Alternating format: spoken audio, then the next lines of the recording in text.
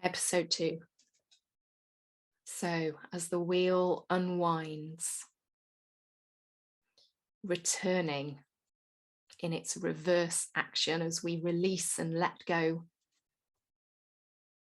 comes back from the north to the west, where we're blessed with the element of air. The goddess here is in her queen archetype, and earth represents our energetic physical body. And this is the place of the second trial on my hero's journey. We all know denying rest results in physical illness. But I was beyond knowing, and I needed to experience. And just one short week after my mental meltdown, my body melted too, and I contracted COVID. I was quite seriously ill despite being vaccinated, and that lasted for several weeks. And let me tell you, listeners, this felt like a slamming lesson in rest. And I was beginning to sense the goddess's guiding hand in my experiences. Now, I won't preach here something that we've all heard, that she only sends us what we can cope with. I only half believe that. And if you're listening in a state of crisis right now, please know I'm deeply sorry for your suffering. Find support, get help. Do what you need to do to take care of yourself.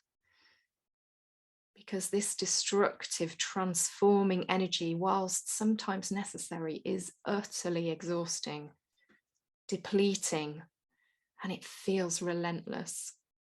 For me, the forced incarceration, being imprisoned in my sick body and in my house, isolating alone, this left me no choice to do what I needed to do, which was to stop doing anything. Clearly, there was more to be learned. My fever led me to stay in bed, isolated and alone for over a week, and the physical symptoms were excruciating. However, the mental symptoms were equally frightening. Rest is frightening. Creating space in your life, especially when it's forced on you, allows all those negative thoughts to invade. For me, they'd been held back by my pervasive busyness. And when I stopped, there was no incentive to stop, because I knew that they would be free to attack, and they did. But I learned through those dark, dark days a lesson that I know I'll come back to time and again. Denying the darkest parts of myself leads to a separation of the self. The act of loving those parts home is necessary for integration, but it's painful. It takes stamina and energy. In my illness and isolation, I had no excuse.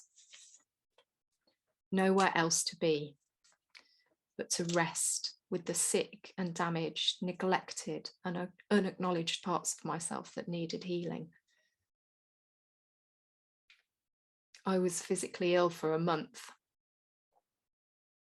I do consider it a gift in a way, not the Christmas gift I wanted, but perhaps one that I needed.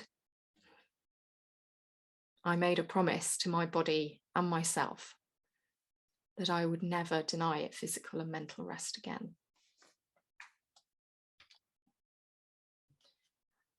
But that wasn't the end of my quest. There was more to learn. And so a third trial came.